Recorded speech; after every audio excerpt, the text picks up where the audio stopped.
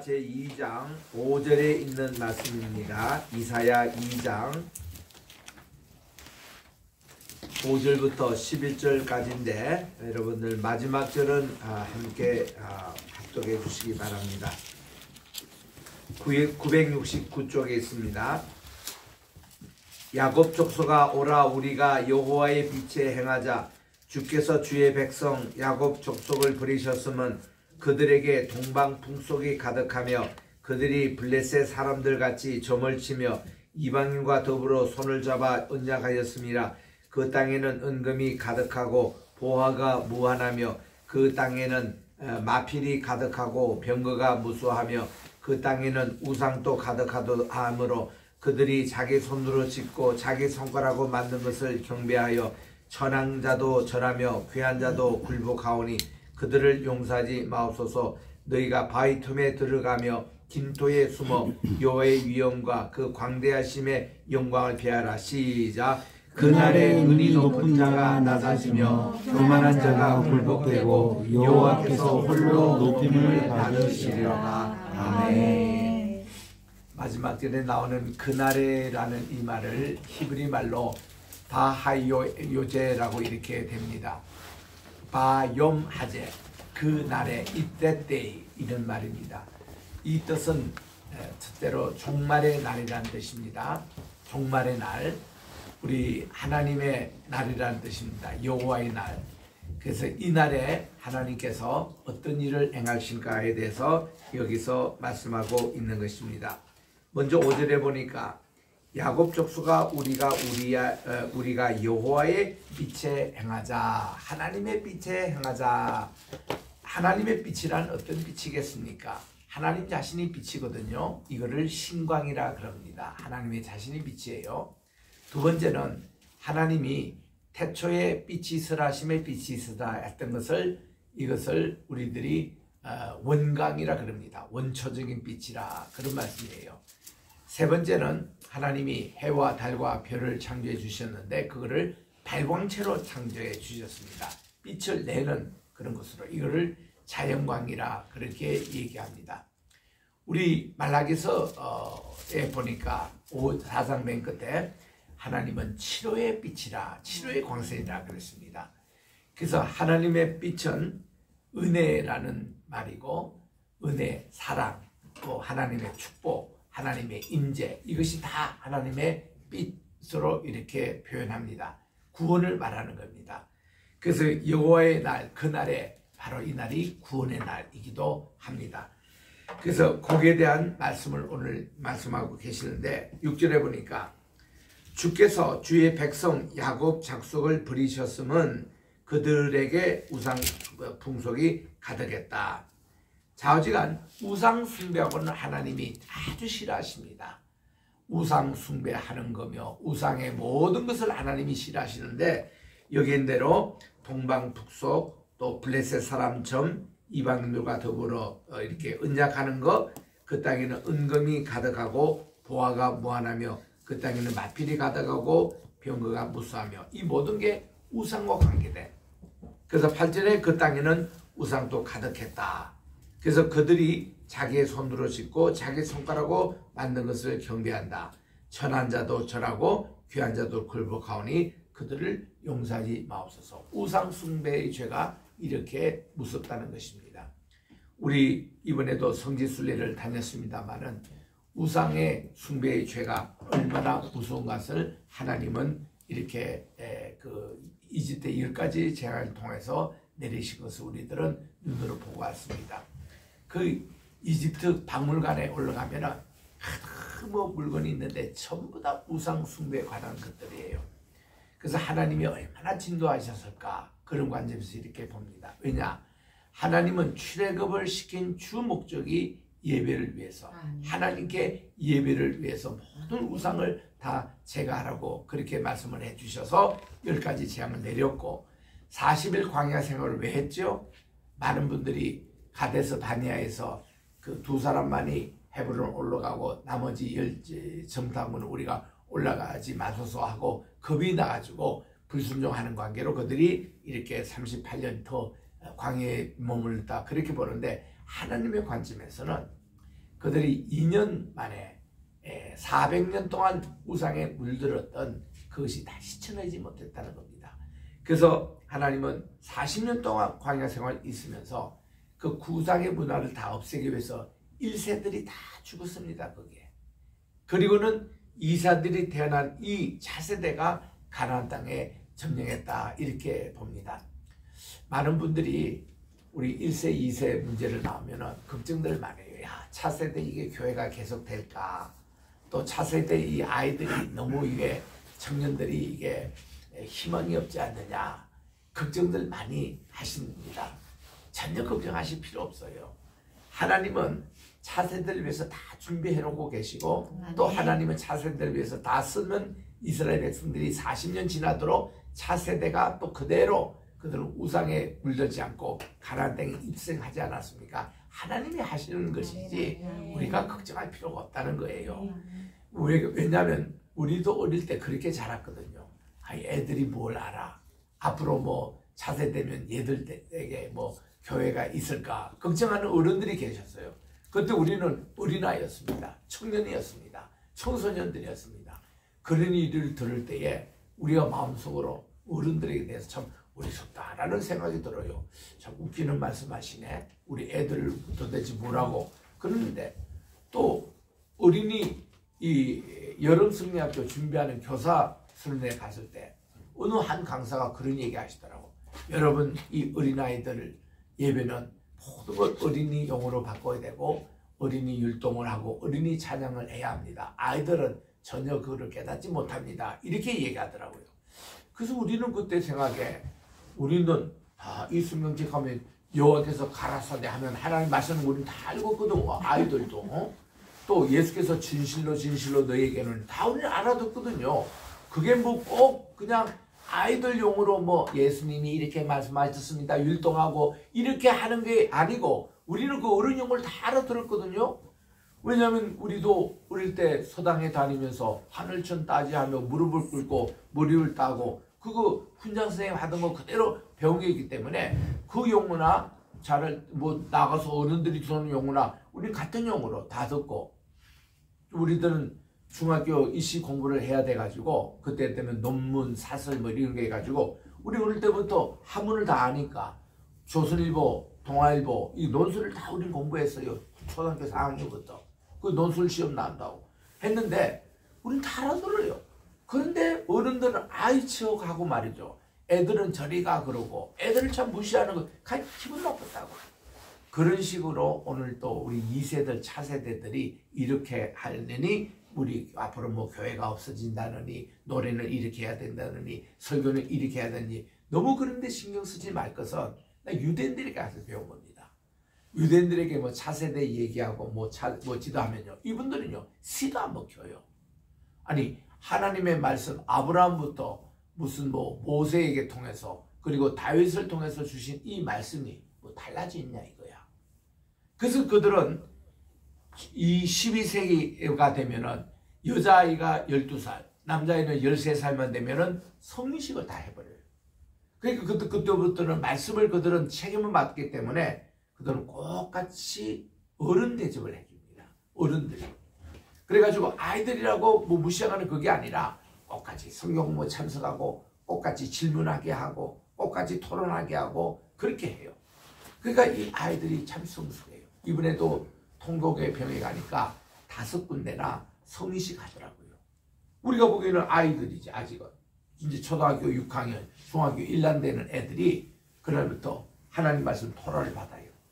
뭐 다소 순서가 틀리니까 이쪽에서 이제 거의 성인식 끝나고 이 아이가 그 라삐로 토라 이렇게 두루마기 안고 껑충껑충 춤을 추니까 여기 이제 어른들이 다 둘러서가지고 손을 잡고 아이와 함께 한참 우리도 하나님 말씀이 기뻐가지고 막 춤추는 이런 광경이 있고 또 한편에서는 또 라삐가 이 아이에게 말씀을 전수하는 그런 순서를 가지고 있고 이 5군데에서 이렇게 성기식이 참 부럽더라고요.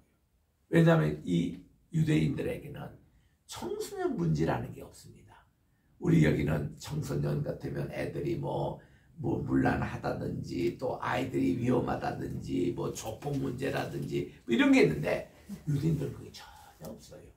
왜냐하면 이 어릴 때부터 어른의 이 교육을 그대로 받기 때문에 차세대 교육이다. 앞으로 미래 주자들 또 무슨 뭐 청년의 문화 어떻고 이런 게 전혀 없이 똑같아요. 1세나 2세나 차별이 없습니다. 용어 차별이 없어요. 아이들이라고 그게 율동하고 뭐 그런 게 없어요. 똑같은 어른들과 함께 예배 참여하고 똑같이 이렇게 하는데도 그것이 그대로 받아들이는 겁니다. 왜냐? 아이들이 영적으로 훨씬 순수합니다. 같은 설교를 들어도 아이들은요, 이게 그 어른들보다 더 이게 마음에 박히고 순종 잘하고 애들이 더 그렇습니다. 그렇기 때문에 영적인 이 문제지 이것이 무슨 언어의 문제나 문화의 문제나 이런 게 아니다 이거예요. 영적인 문제지. 하나님 말씀해 주신 그대로라는 겁니다. 그래서 이거를 생각할 때 그래서 유대인들은 2000년 만에 다시 그들이 예루살렘에 모여도 똑같은 언어 쓰고 똑같은 예배 순서 쓰고 똑같은 문화를 가지고 똑같은 코셰프도 먹고 이러니까 하나 이질감없이 하나가 될 수 있는 유대의 힘이 바로 저기 있구나. 또 제가 이제 마사대에 가서 또 설명했습니다만은 마사대의 그 정신, 끝까지 그들이 포기하지 않고 나라 독립을 위해서 헌신하고 차라리 내일 로마 군의 노예가 되느니 오늘 죽음을 택하는 그들의 그 정신이 마사다 정신이 있어서 이것이 오늘날 유대교 또 유대인들을 그렇게 강하게 키우는 그게 아닌가 이런 거를 이번에도 다시 깨닫고 왔습니다만 다 우상문화예요. 2세 아이들에게 우상문화가 전달되지 않기 위해서 하나님이 1세를 광야에서 다 하나씩 죽이는 거예요. 그들을 죽게 만든 겁니다. 그리고는 2세 이 친구들이 가나안 땅에 이제 입성하는 이런 모습을 볼 때 우리도 차세대 청년의 문화 이런 것을 우리들이 우리의 가진 이 신앙의 정도를 그대로 이렇게 전수하는 것이 필요하구나라는 것을 이제 느끼게 됩니다. 마지막 이제 9절 10절에 갑니다. 천한 자도 절하고 귀한 자도 굴복하오니 그들을 용서하지 마옵소서. 우상은 만들지도 말고 섬기지도 말고 절하지도 말라. 이 계명에 분명히 하나님 말씀대로 그대로 지키는 겁니다. 10절입니다. 너희는 바위 틈에 들어가며 진토에 숨어 여호와의 위엄과 또 그 광대하심의 영광을 표현했는데 바위 틈에 들어가며 이렇게 바위가 나오잖아요. 이번에도 우리 페트라에 갔습니다만은 페트라는 옛날 에돔의 수도입니다. 세일산입니다. 거기에 대해서 바위 얘기가 많이 나와요. 그 특별히 성경에 에돔의 멸망에 대해서 얘기한 것이 오바다스입니다. 여러분 성경 오바다스를 한번 펴보시기 바랍니다. 구약 1285쪽에 나와요. 1285쪽.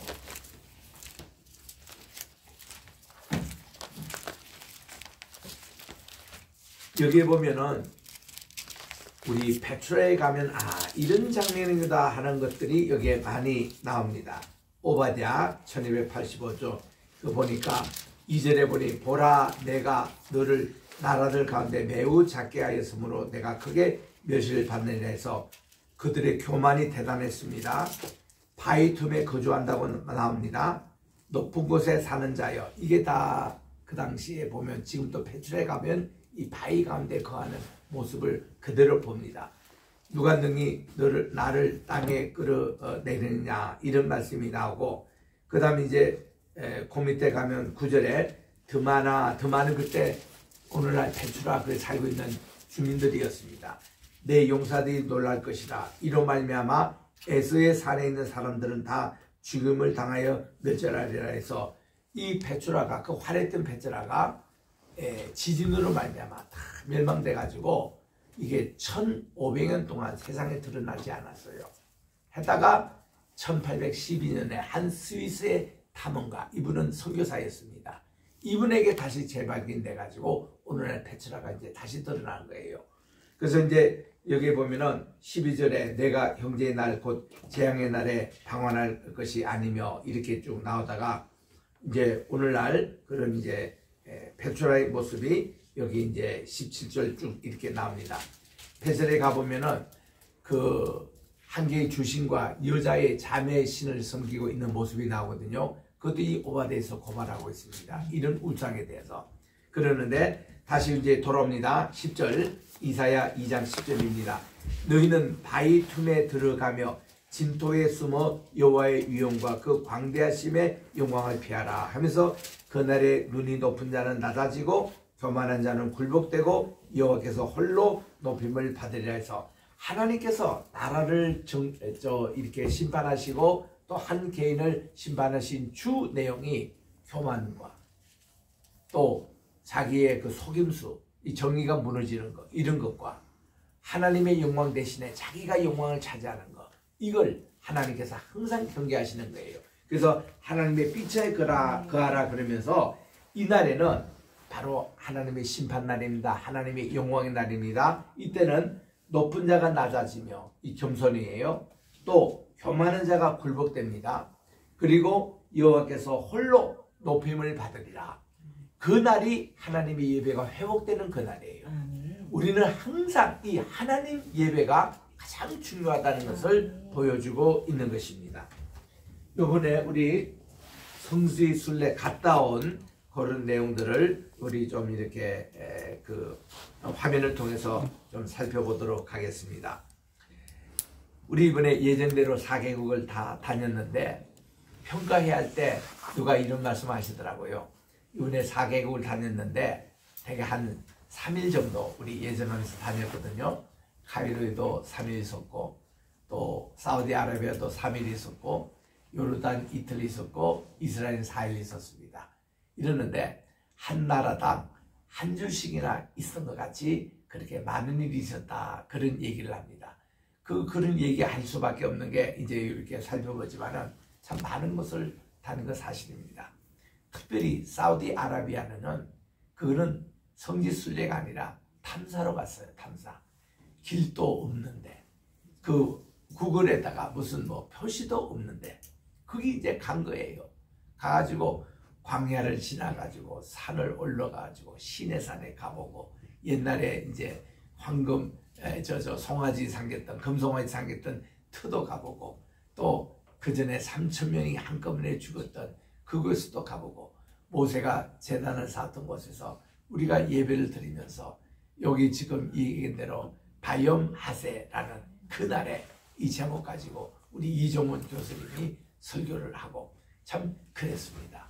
그래서 그날 예배도 약간 길어졌고 일정도 늦춰져 가지고 우리는 점심도 못 먹고 계속 이제 진행을 해서 왜냐하면 렌터카를 이제 반납을 해야 되니까 하는데 갈 때도 350km 그런 길을 헤쳐서 운전을 하고 올 때도 이렇게 해서 사우디아라비아에 있었던 이틀밖에 없었는데도 얼마나 그게 보통 미국에서 온 팀들도 한 4일, 5일 있을 그 코스를 이틀 만에 다닌다고 얼마나 수고한지 몰라요. 나는 너무 감사해가지고 양 대표가 내게 운전도 안 시키고 그러더니 이제 어느 순간에 나보고 이제 운전을 좀 할 수 있냐고 1호차 그것도 그 내가 뭐 하겠다고 그러고는 조금 이번에 특이한 경험을 할 것이다 그런 얘기예요. 나 뭐 눈치도 못하고 그걸 하겠다고 그렇게 가는데 이제 여기 르비딘 바위를 가는데 앞에 우리 통화가 있다가 저 밑에 이제 그 광야에까지 갔다가 다시 돌아오면서 이제는 르비딘 이거를 이제 뒤로 해가지고 올라가는데 진짜 가파른 이 언덕길을 올라가도록 돼 있어요. 길도 없는데. 그래서 이제 이렇게 하니까 두 군데가 나와요. 요렇게 좀 갔으면 좀 덜 위험했을 텐데 나는 요 지름길난도 요렇게 가다가 이제 사방에 엄청난 골짜기를 만난 거예요. 밑에서는 다 보고 있는데 내가 1호차가 앞장서지 이렇게 가는데 보니까 바위로서는 길을 막았고 또 험한 골짜기가 그 옆에 있고 이 자칫하면 이게 차가 뒤집어질 위험에 처해 있는 겁니다. 야, 그럴 때는 진짜 해병대 기질이 딱 나오대요. 사람이 이렇게 괜찮을 때는 얌전하게 운전하는데 그때는요 딱 해가지고 이게 딱 가니까 차가 걸리는 거예요. 이 바위가 이게 딱 걸려가요. 나가 오도 가도 하지 않고 그래서 약간 뒤로 빼가지고는 뒤로 후진하면은 굉장히 이것도 어려워요. 이 낭떠러지게 떨어질 그런 확률이 있고 뒤에 이렇게 가파르게 올라왔기 때문에 그래서 이제 그래서 주여 하고는 악셀을 밟아가지고 그 옆에 있는 약간 낮은 바위 틈을 해서 그냥 차가 날라버렸습니다. 그 위에서. 그래가지고 그 위기를 넘어갔는데 우리는 몰랐죠. 이제 그렇게 그런 줄 알고 했는데 그 뒤에 있는 7대가 전부 다 긴장을 쳐다보면서 아 이거 이제 우리 천국 가는 게 아닌가 그 자리에서 다들 그렇게 긴장을 했다는 거예요. 그리고 우리 김윤성 성교사님은 뭐 비디오 찍다가도 그쵸 괜히 마지막 장면 찍었다가는 하나님 영광 가린다고 그것도 중단하고 그런 위험이 있었습니다. 정말 위험했어요. 근데 우리는 몰랐어요. 우리는 그렇게 위험한 줄은 몰랐어요. 그래서 이제 그거를 통과하고 그 얘기를 듣고 듣는 순간 그때부터 나도 식은땀이 나더라고. 우리 그 순간은 우리는 몰랐는데 뒤에서 이제 다 뭐 차가 이제 넘어가기 직전까지 갔다는 거죠. 그랬는데 얼마나 미안한지 그 렌터카 회사에 그 밑에 그거를 다 우리가 물어줘야 된다는 거예요.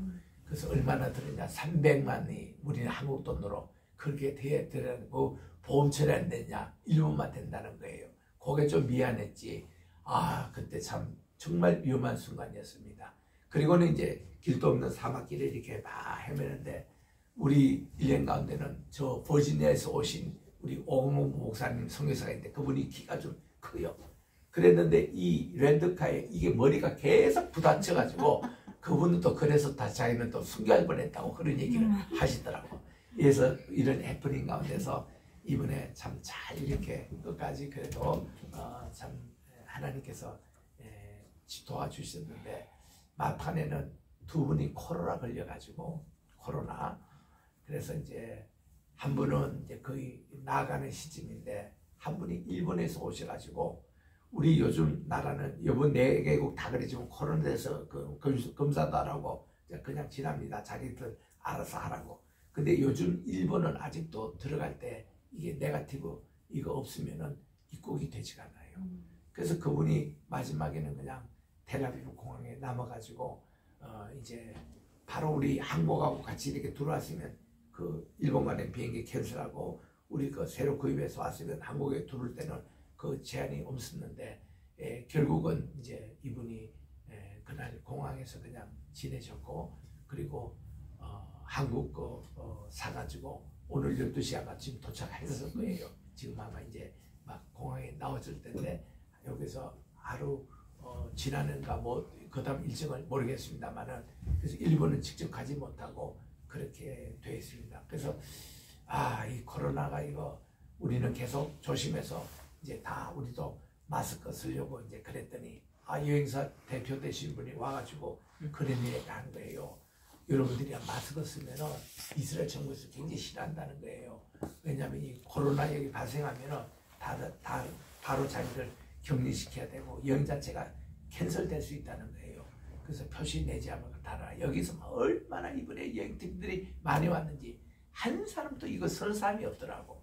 그래서 다 그냥 요즘 그렇게 하고 다닌다고 그리고 내서 그래서 우리가 일부는 마스크 쓰고 일부는 또 벗고 이렇게 다녔지만은 이번에 그 마지막 제가 또 코로나 그게 또 이제 발생돼 가지고 참 힘들 수는 했습니다만은 자 지금 우리 또 4개국 예정대로 잘 가게 됐습니다. 감동이 된 것은 이 카이로에서 가장 가난한 동네예요. 쓰레기를 주스가 폐품 가지고 이렇게 이제 사는 쓰레기 마을이라고 얘기하는 여기인데 4만 명이 삽니다. 4만 명 사는데 이 중에 절반이 예수를 믿어요. 그러니까 우리에게는 이분들이 다 형제 자매들이죠. 근데 거기 가면은 냄새도 나고 파리도 많이 끓고 참 지저분한 동네입니다. 근데 이 동네를 이렇게 지나서 이 교회당이 있는 거예요.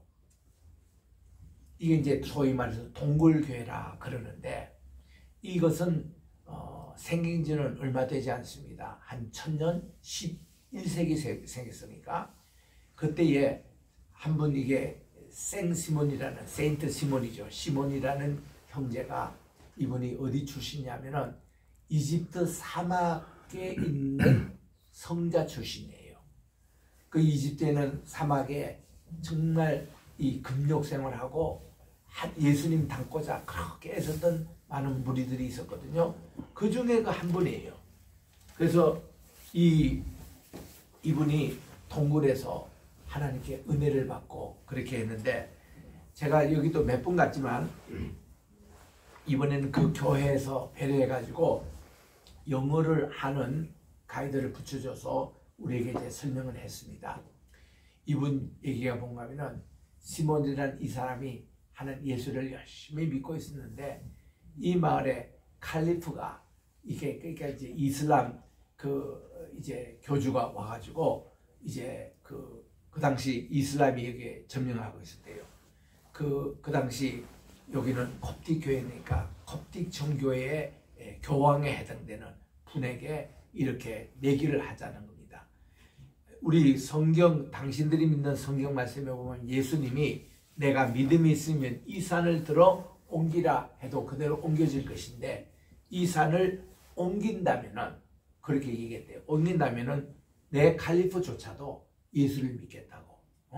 근데 옮기지 않으면 여러분 모든 콥틱 정교회는 우리 이슬람을 받아들이라고 이렇게 이제 내기하면서 했다고 그래요.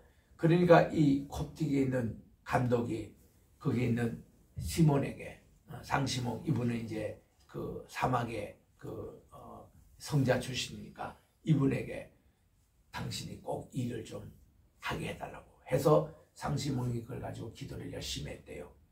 그래가지고 하나님 이 산을 옮겨가지고 이렇게 어떤 동굴을 만들어 주시던가 간절히 기도했답니다.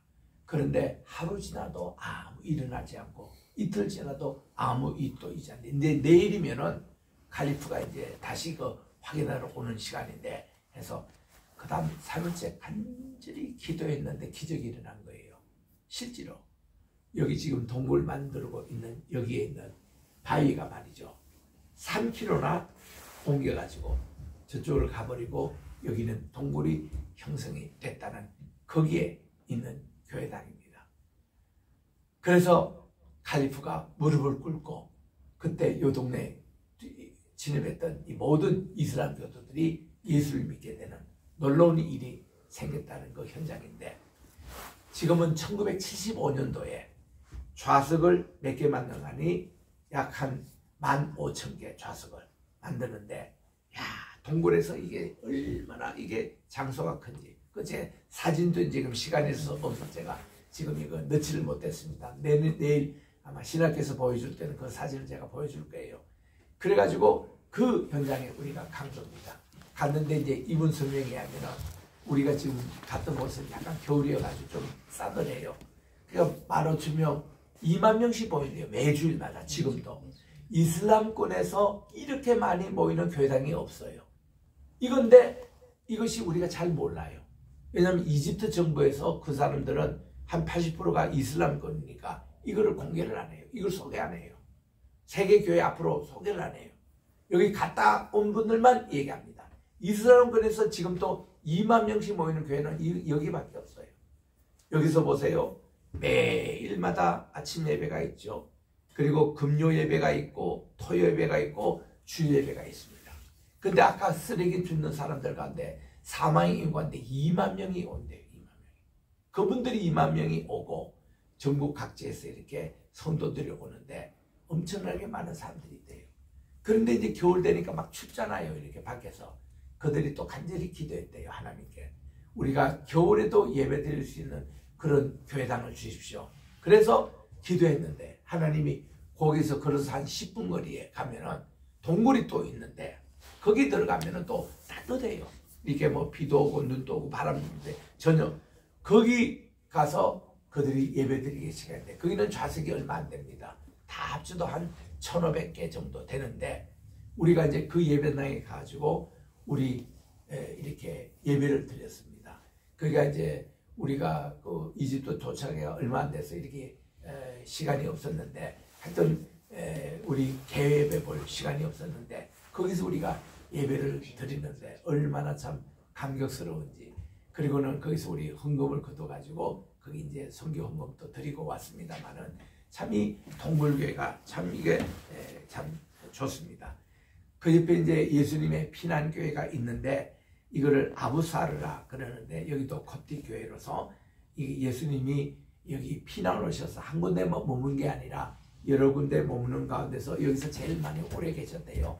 그래가지고 주님이 그 머물렀던 그곳에 이렇게 지하교회를 지금 세워놓고 콥틱 교회가 있는데 이 동네가 이런 영역으로 올드 카이로, 카이로에서 이거 옛날 도시인데 그게 이 모스크보다 교회가 더 많습니다. 여기는요. 그래서 이제 이런 모습들을 우리가 보게 됐고, 이 올드 카이로에 있는 초대교회 예배가 그대로 보존되는 모습들을 그 교회당에서 볼 수가 있습니다. 우리 그리고 이제 스핑크스 이 피라미드에도 갔습니다.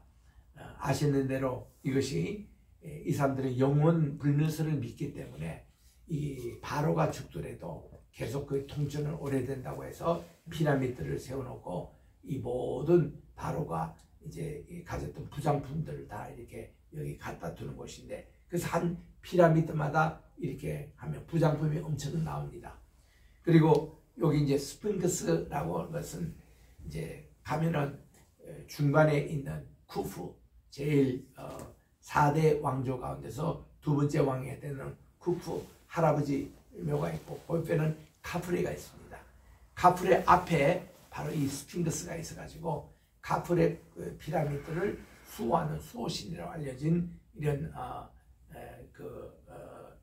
스핑크스.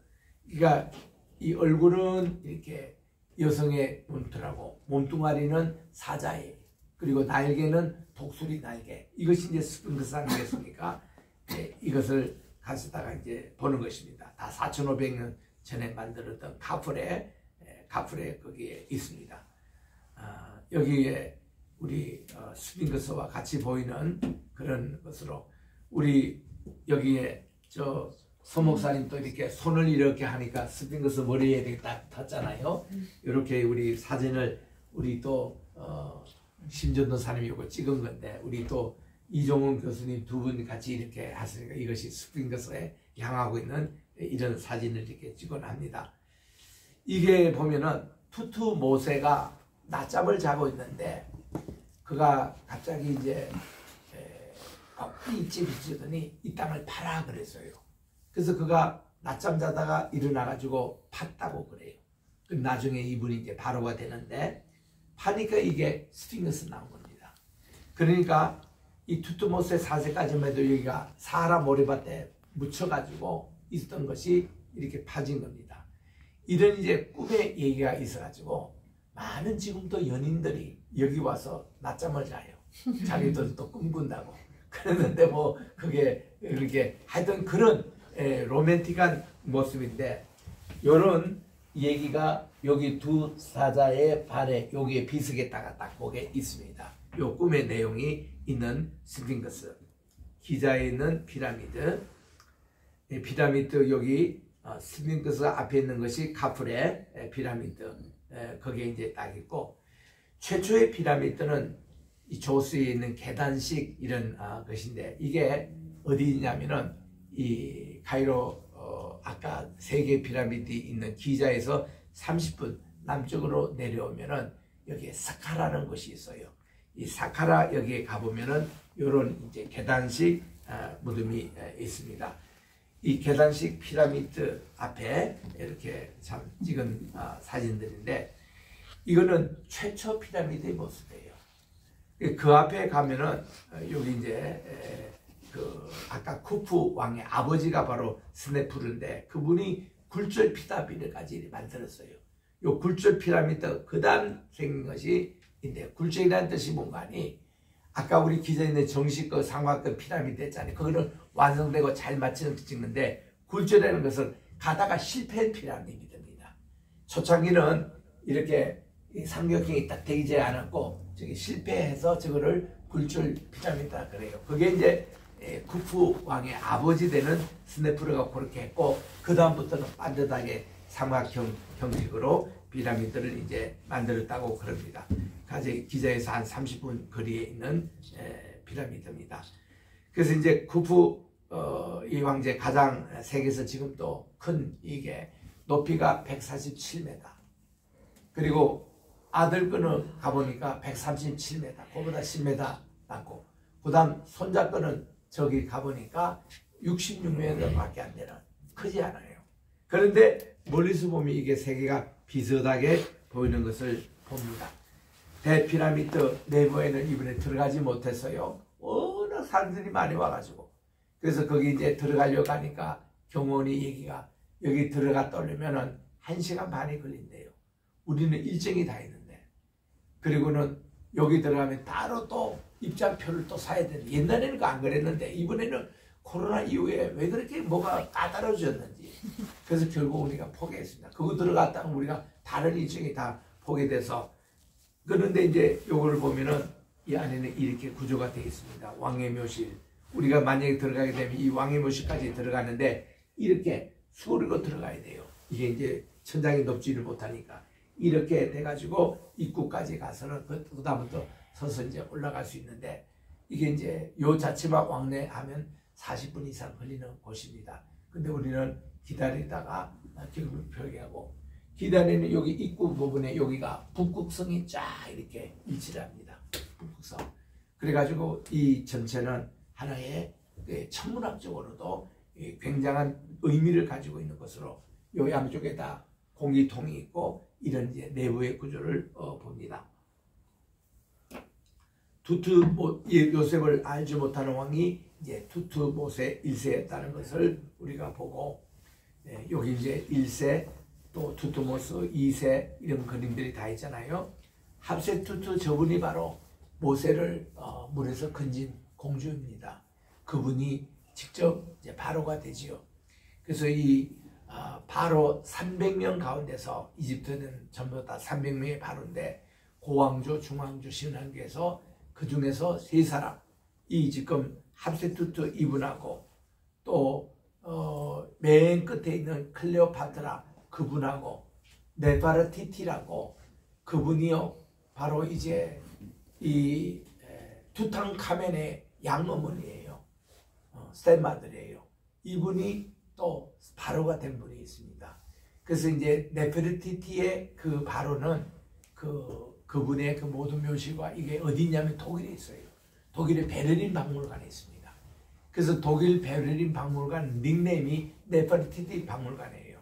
왜냐하면 그분이 굉장히 미인이지 않습니까? 네페르티티. 그리고 그 모든 유적이 그때 독일에서 발굴해가지고 거기 갖다 놨다고 해서 그렇게 이제 되는 박물관 이거를 봅니다. 그래서 이 이스라엘 백성들이 학대를 받을수록 점점 수가 많아졌고, 여기서 그들이 이런 모양의 진흙을 이겨가지고 벽돌을 만들었어요. 이 벽돌을 만든다는 것은 인공 바위 돌을 만든 겁니다. 이게 자연석이 중요한데 인공으로 벽돌을 만든 것이 바벨탑이었습니다. 그래서 이제 이렇게 했는 것을 우리 아까 조스에 있는 계당식 피라미드 맞은편에 봐보니까 지하 곡창 그게 있더라고요. 그게 요셉 때 지은 그런 이제 곡창으로 이렇게 곡물을 저 밑에부터 저장해서 이렇게 하는데, 저 밑에서 곡물을 또 뺄 수 있는 장치도 있는 거. 이 깊이가 굉장히 깊습니다. 이거를 우리가 봤습니다. 거기에 가서 이게 이제 나일강 유역에 실제로 인공사진을 찍은 곳인데, 요게 이제 푸르른 색깔이에요. 사라 사막 95%가 사막인데 여기 5% 땅만이 이집트에서 녹창지대입니다.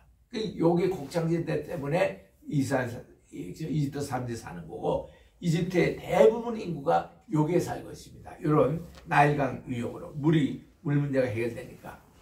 그래서 여기 우리 박물관에도 이제 갔는데, 박물관에 여기는 보면은 다 우상 문화를 이제 가득 찼죠. 그 중에서 가장 대표적인 것이 이 박물관이 투탕카멘 모든 유물을 다 전시되고 있다라는 거. 이 투탕카멘은 그분이 아케나톤의 아들입니다. 이 아케나톤은 태양신으로 이 남부 이집트를 정복한 분이에요. 그래서 이분은 살아있는 이미지, 이 아버지가 그런 일을 해가지고 우상을 숭배하는 많은 사람들이 반발을 했대요. 그래가지고 결국 투탕카멘이 9살 때 바로가 됐는데 아버지가 일찍 죽고, 그리고는 9년만 딱 통치하다가 18세에 죽었습니다. 그래서는 그의 죽음에 대해서 여러 가지 설이 많았어요. 그런데 이분의 무덤이 1992년에 발견됐습니다. 발견이 딱 되고 나니까 거기에 이제 이분의 미이라가 있잖아요. 미이라를 딱 조사해 보니까 여기에다가 칼이 꼽혀 있더라고. 그래서 이제 칼이 꼽혀 있는 이 상태에서 살해당한 것이 발견돼 가지고 확실히 이제 알게 됐죠. 아, 이분이 18살 때에 이 살해를 당했구나. 그래가지고 이제 1922년부터 알고, 이분들의 유물은요 아무도 발견 못했어요. 지진으로 큰 어떤 바위가 딱 입구를 막고 있어가지고 아무도 눈치 못 챘는데 1922년에 이집트에서 정말 모든 다른 거는 전부 다 독을 당했는데 요거만 고스란히 옮겨가지고 여기 지금 이청 박물관에 보관되어 있습니다. 거기 보면 그분이 왕에 앉았던 의자며 또 그분의 모든 부장품이 이게 이청에 있는 박물관을 우리들이 보게 됐습니다. 룩소에서 이게 발견이 됐어요. 그 다음에 우리 시내산으로 이제 가게 됐는데, 우리 이게 버스로는 이렇게 역삼각형에서 이렇게 올라가서 누에바 항구에 갔습니다.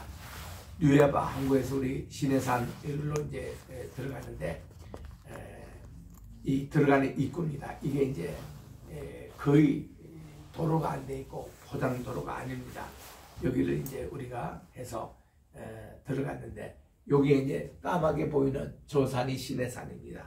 저 산으로 가는 그런 이제 입구에, 거기 보면 많은 가시떨기 나무가 지금도 자라고 있습니다. 이게 이제 우리 그냥 그려본 건데, 여기 이제 까맣게 탄 저게 시내산 꼭대기고, 그 옆이 호랩봉우리입니다.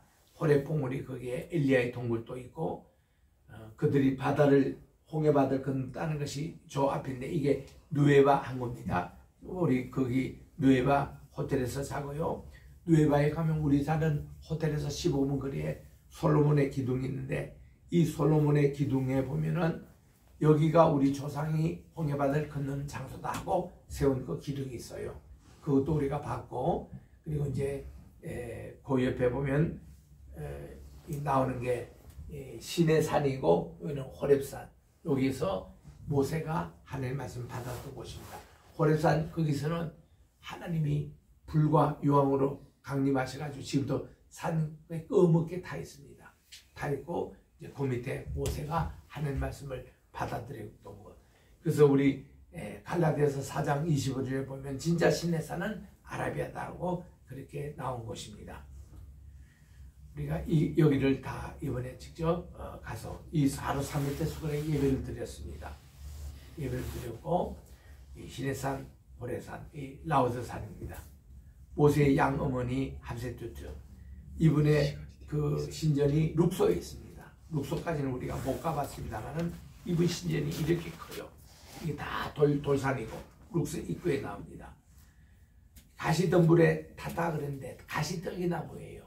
이렇게 불이 탔다는 것이 이런 모양인지 또 이런 모양인지 우리는 어떤 모양인지 모릅니다. 그러나 이제 이 그리는 화가들은 이런 것들을 포상을 해요. 모세가 이렇게 바다를 갈랐던 그곳이 오늘날 많은 산호초가 자라고 있습니다. 이 산호초는 뭔가니 그 당시 많은 말들이 죽었고, 또 이집트 죽었고, 이집트의 바로도 바로 그때 바다에 수장됐잖아요.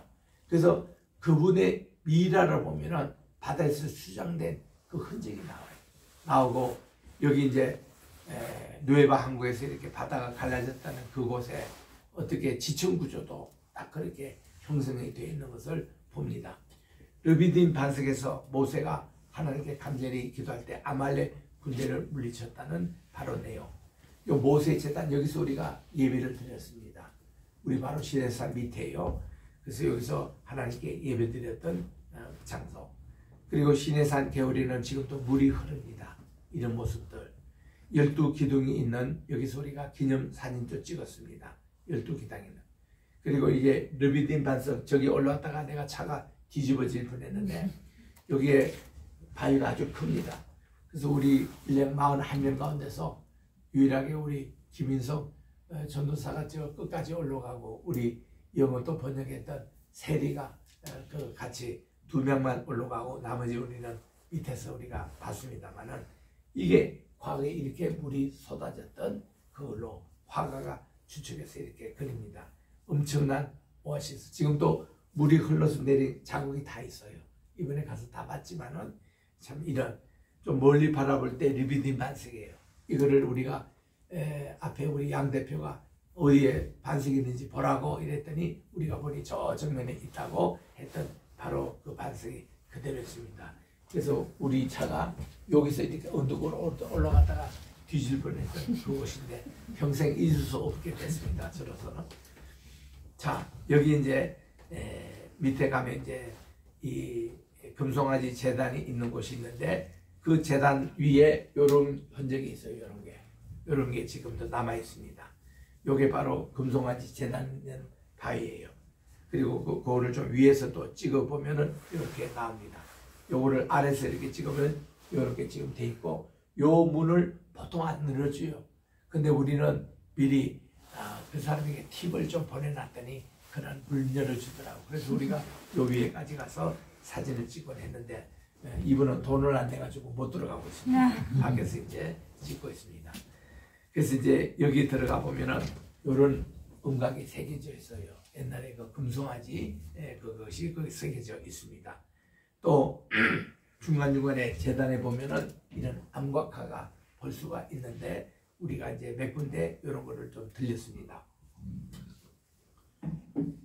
지금은 훼손돼서 없어진 맨노라 암각이 이렇게 있는데 이거는 김성학 장로님이 옛날에 찍은 건데 지금 가보면 이스라엘 교도들이 다 없애고 말았습니다. 없애기 전에 그때 암각한 모습. 엘리야 동굴에 올라가서 찍은 사진인데 이 밖에서 쳐다보는 거기에 사람이 충분히 이렇게 주거할 수 있는 그런 공간이 있어요. 요거는 이제 한 이틀 3일 가지고는 안 되고 한 일주일 정도 있을 생각하면 엘리야 동굴까지 올라갈 수가 있습니다. 또 우리 시내산 주변에 광야, 천막, 제단, 우물 있는 이 넓은 공간, 여기서 매일 저들이 만나를 먹었던 그런 공간입니다.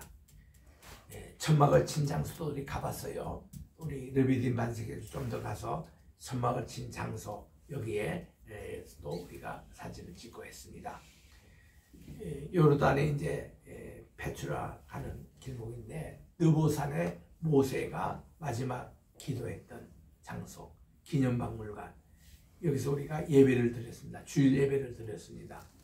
비스가 봉에 모세가 저 가나안 땅을 바라보며 그 옆에 이제 모세의 지팡이를 이렇게 형상화해서 했는데 이게 이제 놋뱀, 그러니까 불뱀을 그대로 해서 놋뱀으로 만들어 가지고 이것을 했는데 훗날 이것이 이제 우상, 느부사단이라고 우상 숭배해서 이걸 다 히스기야 왕 때 없앴습니다. 마다바에 가면은 물이 많이 흐르는 시내 하면서 마다바 바닥에 있는 이게 조지 정교회가 있습니다. 여기 보면은 이거 보러 가는 거예요. 이게 예루살렘 지도가 모자이크로 새기는 제일 오래된 거예요. 요건데 우리는 이거를 다루지를 못했습니다. 시간이 없어가지고 마다바는 그냥 지나갔습니다.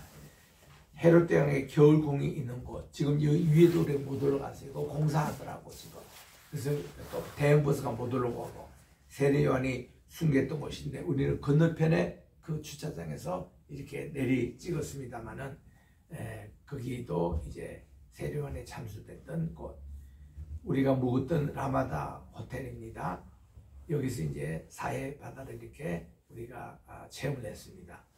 염의 모습들이에요. 소음기두로 변한 이런 모습들이, 요거는 이제 요르단편에서 찍은 사진인데 이거는 진짜 소금이 아니에요.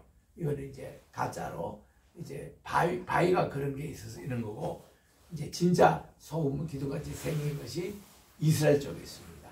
그 앞에서 또 우리가 사진 찍었습니다만은 마사다 우리가 갔고, 겨울궁, 군란 갔고요. 여리고 우리가 들렸습니다. 엘리사 샘에 갔는데 요게 물의 근원까지 가야 되는데 시간이 없어서 거기까지 우리가 못 갔습니다. 또 우리 뽕나무로 알려진 그 앞에서 또 기념 촬영을 했고요. 갈릴리로 올라가서 예수님의 발자기를 다 우리 살펴보았습니다. 가베나움 앞에서 단체 사진을 찍고, 베드로 고기는 우리 아침 식사할 때 호텔에서 먹었고, 이게 이제 막달라 거기 있는 네데라 보이는 곳이고, 그래서 이 갈릴리, 긴네레, 긴네사렛, 디베라 다 같은 말입니다. 같은 말에 갈릴리는 예수님 당시 이때 이름이고 긴네렛은 구약 시대 때 그렇게 이 수금이란 뜻이에요. 긴네렛의 헬라식의 표현이 게네사렛인데, 그리고 디베라는 예수님 당시 때 이 갈릴리의 제일 큰 도시가 우리가 잤던 호텔에 있던 디베랴, 여기에 이거 이름으로 디베라 호수, 디베라 바다. 그래서 우리 요한복음 21장에서는 디베라 바다라고 이렇게 나옵니다. 거기에 다보다 가면 베드로 수임교회가 있고, 아까 그 예수님께서 조반을 준비했던 반석이 그대로 있습니다. 현무암으로 생긴 이 교회당, 또 오병이어 기념교회당이 여기 있어서 이 바닥에 여기 있습니다. 모자이크로. 떡덩이가 4개밖에 없는데 한 덩이는 예수님을 들고 축사하셨다고 그렇게 돼 있고, 가장 아름다운 교회가 팔복교회인데 안에 들어가면 팔복, 이게 8가지 각으로 다 해서 새겨져 있습니다. 이게 예루살렘 통곡의 벽. 여기가 이제 겟세마네 교회예요. 겟세마네 반석이 있는 그 입구에서 우리가 사진 찍었는데, 사진 찍는 요게 너무 거리가 짧아가지고 이렇게 나왔는데, 요 맞은편이 바로 황금성 예루살렘. 여기 지금 여기 나오는 황금문이 여기 바로 있어요. 이 겟세마네 교회 바로 건너편에. 그리고 이제 비아 돌로로사 시작하는 거기가 이 베세다, 아니 베데스다 목가 그 다음에 있는 거기서 우리가 예배를 드리고 비아 돌로로사 고난의 길을 출발했습니다. 옛날 우리 올드시티 모습이고, 요게 이제 우리 그 순교당했던 최초 순교당했던 누구죠? 스테반. 예, 스테반 집사님 기념교회 바로 앞에 건너편에 있습니다. 이 기드론 계곡에 있는 압살롬의 무덤. 또 몇 분은 12명은 또 야간에 또 나가가지고 통곡의 벽까지 갔답니다. 이렇게 가는 분들. 히스기야 터널 우리가 지났는데, 시작은 다윗의 성에서 시작해서 끝에는 실로암 성까지 이렇게 갔는데, 이 물을 우리들이 다 건넸습니다. 건네서 실로암 터널에 이런 것이 기록되어 있는 내용인데, 건너고 이제 물에서 올라오는 광경을 우리 전도사님이 사진 찍으셨어요. 그래서 이거 이제 535년 컴컴한 터널 지나고 지금 올라오는 모습입니다. 얼마나 기쁠까요? 정원무덤, 예수님께서 이제 있던 마지막 부활하신 장소인데, 그 옆에 골고다 언덕입니다. 이게 해골같이 생겼잖아요, 이 바위가. 그래서 지금은 그 해골 있는 바로 그 밑이 버스 정류소가 있어요. 이거는 왜냐면은 이 골고다 언덕 바로 밑에 가보면은 여기에 구약시대 때 봉헌됐던 지성소의 언약궤가 있어요. 그리고 예레미야 무덤입니다. 요거를 이제 이스라엘 정부에서 감추기 위해 가지고 여기를 예루살렘 버스 정류소로 만들어 놨어요. 근데 이 밑을 뒤져 가지고 이미 벌써 다 자료가 나온 게 있습니다. 란 화이트가 이거를 조사해 가지고 그 박물관에 가니까 다 있었습니다. 그건 제가 다 봤습니다. 통곡의 병에 가서 기도하고 있는 광경. 그리고 이게 마지막에는 우리가 이제 요바에 가가지고 우리가 이렇게 참 해변가에서 지냈는데, 이 비장의 집, 시몬의 집 나오고 베드로 기념교회가 있습니다. 근데 우리 가다가 보니까 많이 눈에 익은 분이 있어서 이동호 목사님이 와 계세요. 그래서 이거 사진 하나 찍자고 해가지고 여기 이동호 목사님이 그 옆에 계신 분이 지금 자기 교회 후임으로 와 있는 최누구 목사님이라고 그러시더라고요. 그래서 우리 반가워서 사진 같이 한번 찍고, 그리고는 우리 벵구리온 봉항에서 이제 굿바이 했습니다. 이렇게 하나님께서 12박 13일 동안 한 사람도 이틀 없이 무사하게 잘 이렇게 성지순례 마치면 여러분의 간절한 기도가 있었던 덕분이고 너무나도 감사했습니다. 그래서 힘이 많이 됐고, 저도 좀 목도 약간 좀 쉬고 그랬습니다만은, 머리도 좀 길고 해가지고 오자마자 내가 먹이부터 깎았습니다만은, 여러분들이 정말 기대 많이 주셔서 건강하게 잘 다녀오게 하신 거 감사하고, 지금도 몇 분은 남아 있어요. 이 이스라엘에 남아 있어가지고 어제도 보니까 세례 요한의 그 고향 마을 거기도 애인 게렘에 가서 또 있었다는 거 보고도 듣고, 또 일본은 이제 미국 돌아가시고, 또 오스트리아의 우리 박윤주 선교사는 28일 날 또 음악회를 텔아비브에서 하고, 그다음 베들레헴에서 좀 며칠 지내다가 온답니다. 그래서 아직도 우리 일행이 대여섯 명이 이스라엘에 아직 있습니다만은 여러분 계속해서 기도해 주시기 바랍니다. 제가 기도하고 마치겠습니다. 하나님 아버지 감사합니다. 오늘은 이사야 우리 2장 5절부터 11절에 여호와의 날에 대해서 우리가 살펴보면서 하나님의 날, 하나님의 빛, 그러나 이것은 우상은 다 패하고 하나님께 예배하는 날로, 예배가 회복되는 날로 우리에게 가르쳐 주셨는데, 이번 우리 성지순례를 통해서 출애굽의 목적은 하나님께 예배드림이요, 그들이 정말 가는 곳마다 우상 문화를 없애고 정말 하나님께 진리와 영가운데 정말 예배드리는 이 모습을 다시 하고 내고 왔사오니, 우리들도 늘 예배드리는 이 장소에 하나님이 임재하시고 주님을 만나고 주님께 온전히 영광 돌리는 우리 로이교회가 되게 도와주시옵기만을 간절히 바랐고, 이 모든 말씀 예수님의 이름으로 기도합니다. 아멘. 찬송가 149장 부르겠습니다.